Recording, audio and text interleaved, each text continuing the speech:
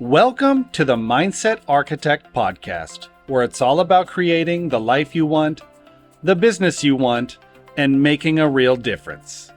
Join us in unlocking the code to true success. And now your host, Tony Caliendo, Master Coach with reTHINK Coaching.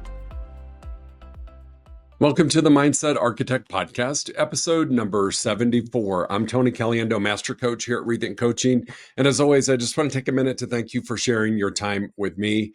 Time truly is our most valuable asset. And the fact that you're willing to invest and share your time with me truly does mean a great deal. For today's episode, I want to talk about motivation. And I know a lot of times I talk about motivation for you, the realtor, the business owner, the entrepreneur, the human being.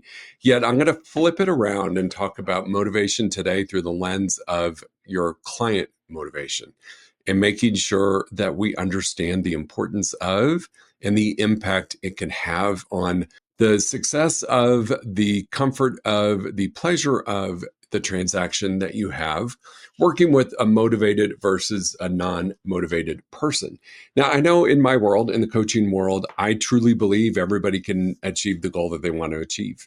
And I'm not going to lie and tell you that there are times that people show up in my world that think I've got a magic wand and I can just fix things. And that's not the case. In my world, it's a do with, not a do to process. So I really need the client to show up with the level of motivation to have a desire to be doing something different than what they're doing. That doesn't always mean making more money. It doesn't always mean doubling or increasing our sales. That's not always what the motivation will mean.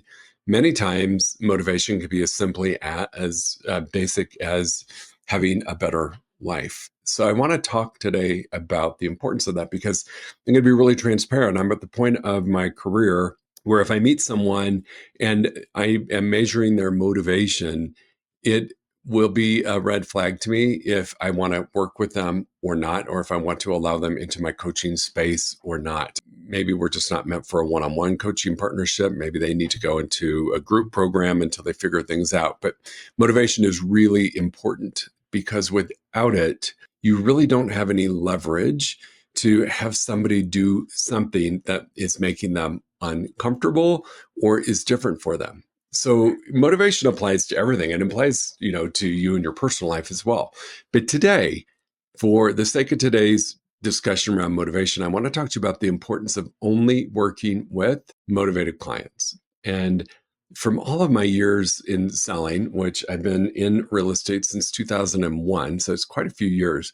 In all my years of selling, I have had interactions with people who just are not motivated. That person that said, well, I'd do something if the perfect thing came along. I'd list my house if I got the right price, but I don't really have to sell. I think we've all heard those stories, and those should be little red flags to really check in with their motivation. It could be just a pushback that they don't want to be sold to, but ultimately we want to test someone's motivation.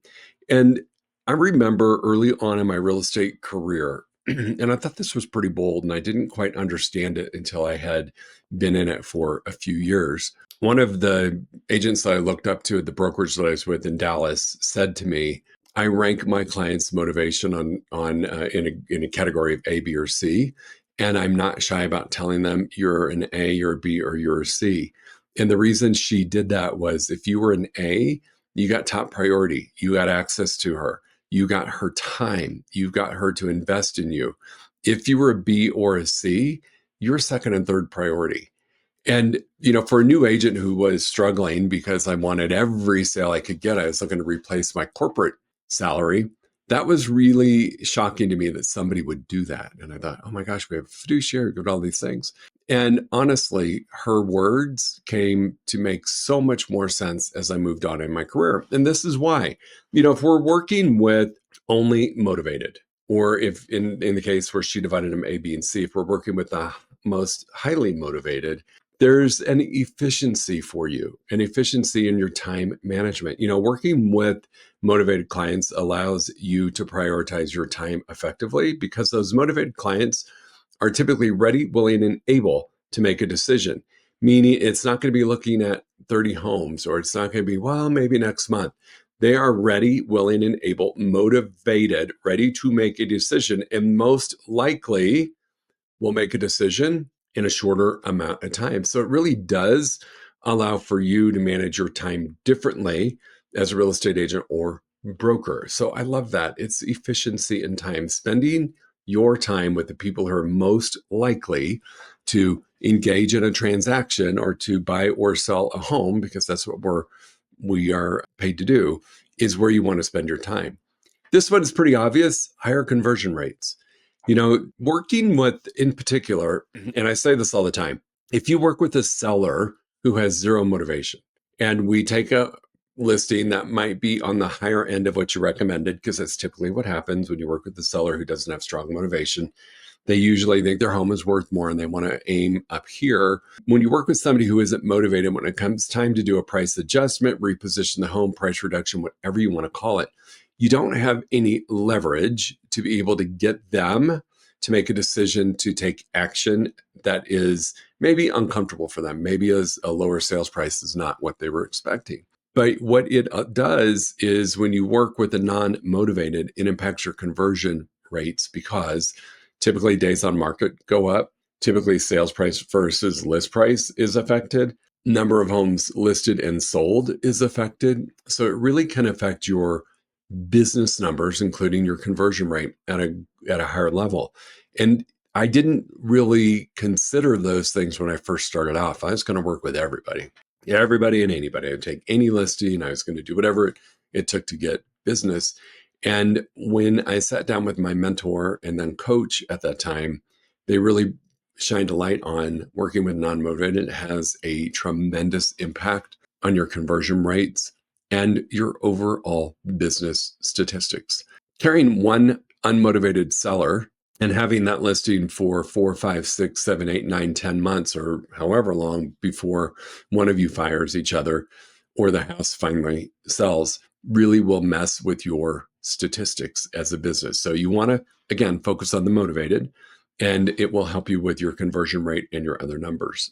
Number 3, it really does build stronger relationships. When you're working with motivated people, there's a two-way commitment, right? It's not unilateral, where I, as the agent, I'm super committed and super motivated to get you into that house, but you as the client really aren't. So when you work with people who are motivated, highly motivated, share and can express what their motivation is to you, you're going to have a stronger relationship with them. It's just how it works. The motivated client will actually listen. The motivated client will appreciate the guidance and expertise that you have to offer. That within itself works towards stronger relationships. And stronger relationships is a bond like no other. And when you have that level of relationship with someone, they are more apt to refer you, to share your services with other people, and to be your best sales sources out there. You're walking billboards that are like, oh my gosh, you got to work with my agent. And that is, I believe, when you've developed a strong relationship, is when they start referring to you or introducing you to others as, this is my broker, this is my realtor, this is my agent. They really own it as if you're an integral part of their world. So motivated clients equal stronger relationships. Think about it. Working with somebody who's not motivated, they typically don't want to listen. They typically think they know better. They don't want to know the truth, because once they know the truth, you've taken away all of the places for them to hide and not make a decision to move forward. So you have a weaker relationship with them, because if they're not motivated, chances are they're going to avoid having to make a decision to move forward on a purchase or a sale. 4, I think, is pretty obvious. Number 4, reduces stress and frustration. And it does this for both you and the client, because when you're working with an indecisive or a non-motivated person, and it comes time to negotiate, whether it's negotiating the contract price, whether it's negotiating repairs, whether it's negotiating other terms of the contract, when someone is motivated and has a drive or a desire to secure the house and get it to closing, they're going to be more open to hearing you, and it's going to be a less stressful environment for everybody, because they have a true desire to move forward. They're not going to feel as frustrated because they are motivated and ready to move forward. And the same thing goes for you. There's nothing more frustrating than working with someone who's not motivated and you're unable to get to the exact terms that they wanted, yet you feel like it was a fair compromise between both parties, and they're still digging their heels in and saying no. That causes tremendous stress and frustration because as an agent, especially in today's market, and I think in the near future markets, when there's such a lack of inventory, when you're working with a non-motivated person, they will allow the closest fit to what they were looking for to slip away over what we think sometimes are silly or petty disagreements, which causes stress and frustration. So when you work with the motivated, they're more apt to being rational. They're more apt to accepting that it's not always going to be their way and that there is a compromise in the negotiation process. Better client engagement is number 5. You're going to have better client engagement with your motivated because they are going to ask you questions. They're going to provide you feedback. They're going to be eager to participate in the journey with you, making the entire experience a little bit more interactive and rewarding for both you and your client. And I love that. Better client engagement. A motivated client isn't going to be shy to tell you, hey, that's not exactly what we're looking for. Let me get clear. Or here's what I'm thinking. Could we try this? And they provide feedback to you, not in a way of being critical or a know-it-all, but they're engaged in the process, in the journey. And that is probably the best partnership or relationship that you can hope to have with a client, is the client who is engaged. I've seen this again before in my career. I love working with highly motivated people because sometimes, we have an idea of how we can get something across the finish line or how we can negotiate. And they'll actually have a creative plan that you maybe didn't think of, or that you were uncertain if you could even ask them to do. And when they say, hey, could we try this? I'm willing to do this if they do this. That is just music to your ears as an agent because they're in the process with you versus pushing everything on top of you. So motivated is where you want to spend your time. I go back to my early years of real estate, listening to that person in my brokerage early on in my career, and I totally understand and get where she's coming from. She put all of her time and effort in her A clients, and she just nurtured and loved on her B and C. And when they went from not motivated to highly motivated, they earned the spot in her schedule to get top priority, top attention. And I watched her do it. I listened to her do it. And the amount of success that she had because she approached every client in that manner was just mind-blowing to me. So she was my first example of why you only want to work with motivated people. Now, here's some signs of people who are maybe not motivated, but who have chosen to engage with you. Number 1, they have a lack of urgency. Oh, that house is great, but let's wait and see if something else comes on the market that we might like better, or let's wait another month or 2. We're not in a huge hurry and we just want to wait for the perfect house. I've heard that several times, and this is what I know to be true. That's just a deflection. That is just somebody who's not ready to make a decision. They have zero urgency. They will one day, but right now they don't have the urgency to look beyond some of the things that they could take care of in a house that's maybe not a 10, maybe it's a 9 out of 10, but they've got a sense of urgency that one will do, that one will work beautifully. And to be honest, there's no such thing as a perfect house. If you're waiting for the perfect house, you're going to be sorely disappointed. Even if you do new construction, custom build it on your own, 9 times out of 10, after you close on it, you're going to say, I wish I would have, we should have done this, we could have done that. So having that lack of urgency might just be another way that people are hiding, waiting for the perfect house. Vague or non-committal responses is another way to judge, is somebody really motivated? Is somebody really in this to move forward and either make a purchase or a sale? If your client's providing really vague answers about their goals, or they even hesitate to define what they really want in a property or their timeline, they probably are not truly invested in the process and lack motivation. Motivating Motivated clients will know exactly what they're looking for. They're going to be able to share with you their timeline, the urgency of the deadlines along their timeline and the importance of it, and they're highly invested in it. If somebody's giving you vague or non-committal responses, that is a sign that they're lacking a little bit of motivation. Frequent fluctuations, say that 10 times really fast. So number 3, frequent fluctuations in interest. I think we've all worked with that client who will call you just in this almost frenzy of, oh my gosh, we saw this house, we have to go see it right now. And they've been quiet for 30 or 60 or 90 days. And all of a sudden they have a huge fluctuation in the interest in either buying, or maybe they're calling you, my gosh, really got to get the house on the market right away. And we've changed our level of interest. So that enthusiasm, 1 minute it's up, 1 minute it's down, that inconsistency, goodness, today I'm having a problem talking. That inconsistency is a sign of lack of motivation.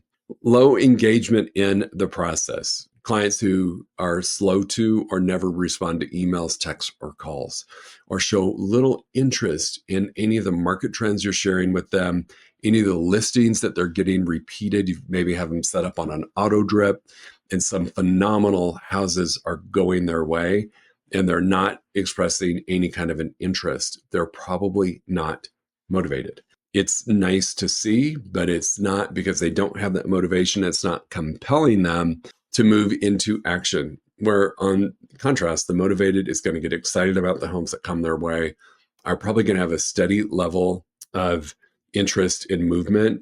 You're going to be able to know. So low engagement in the process is another sign. Another sign for you to pay attention to is unrealistic expectations or goals. Clients who have that unrealistic expectation regarding maybe pricing or their timeline or property features without a willingness to adjust based upon market realities may lack motivation. I always think that in this situation where we're setting unrealistic expectations or goals, they may not be telling you the whole truth. And it may be just a form of them, I don't want to say hiding, but in a way that they're not super motivated to do it right now. They're going to make up all of these really unrealistic expectations that you can't meet, which then prevents you from putting some pressure on them to go look at a house, to consider listing their house with you right away. So unrealistic expectations and goals can be another sign of somebody who has lack of motivation.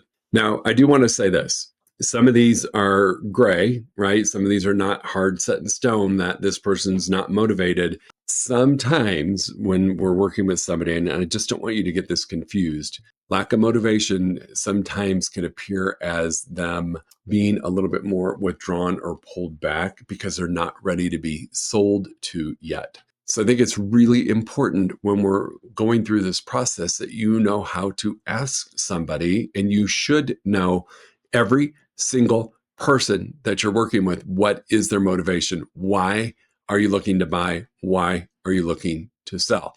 What will be the impact for you when this happens? Because that's going to uncover the true motivation. I've talked about this in other podcasts, and this is really important when you're assessing someone's motivation or level of motivation, is asking them, like, what impact is this going to have for you in your future? Who's going to be impacted when you find the home to buy, when you list your home and sell it? Talk to me about what your life looks like 90 days, 180 days from now when we complete the transaction.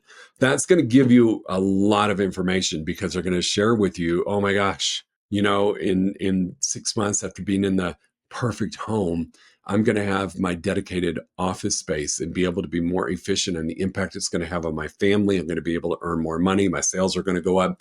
I will finally have that dedicated workspace. We know their motivation. We know their motivation. They highly need private workspace, which will impact their productivity. Their motivation is more productivity. So ask about what the impact is going to have. Sometimes people don't understand when you ask them just plain and simple, what's your motivation for doing this? That can almost come across a little, not only just salesy, but it's like, it sounds like an inquisition. So I just always like to ask them, For what reason are you doing this? Why are we looking for a home? What will it do for you? Talk to me about what the impact it's going to have on you in 6 months after you've closed and moved into your new home. Who is going to be impacted by that? You pull them into that future and you let them feel that emotion. That's what we want to be able to lean into when we need them to make a move or a decision that is varying a little bit from their ideal expectations of what they thought was going to happen. So for a seller, that could be a price adjustment, that could be an offer that comes in a little lower than they expected. You got to pull on that future vision to get them to potentially accept it. Yes, you want to do your typical negotiation, but if you really feel that they're risking making a decision that's going to impact their future, you need to pull that back in. So, Mr. Seller, I just want to remind you, make sure nothing's changed. You told me that this was really important to you, that in 6 months, the impact was going to be this, this, and this. Has that changed? Based upon that, let's go back and revisit this and see what we can do to make it a win-win. You're getting them re-engaged in a level of motivation. So really, every person, clients that I work with, when we go through their pipeline report, I ask what the motivation is for every client. And if they don't know it, that's their number one priority to do before they do anything else with that client. When I don't know motivation, I have no lever to pull to entice somebody to move forward in their decision making or concessions to a few things that will still allow them to achieve their big goal, their big motivation. So always, always, always know what everybody's motivation is.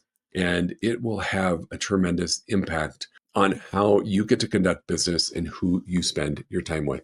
As always, team, I'm here for you. If you need something, please feel free to reach out to me. Tony@rethinkcoaching.com is my email. You can find me on the social outlets on Instagram, Facebook, LinkedIn, everything. You can always DM me there. If you try hard enough, like Google me, you'll find my cell phone and you're welcome to call me. I'm always happy to give a 1-hour strategy call to anybody who is looking for it at no cost to help you out, whether it's about identifying motivated people, how to use it as a leverage point to get them to do something, or that it's about anything else. So please feel free to reach out to me. Have a great week. Only work with the motivated. We'll talk to you soon. If you enjoyed listening to this podcast, you must come check out the Mindset Architect Group Coaching Program. It's our monthly program where we explore the power of your mindset, help you identify what you truly want in business and life, and then help you reach those goals. Come check us out at rethinkcoaching.com/group-program. That's rethinkcoaching.com/group-program. We'll see you there.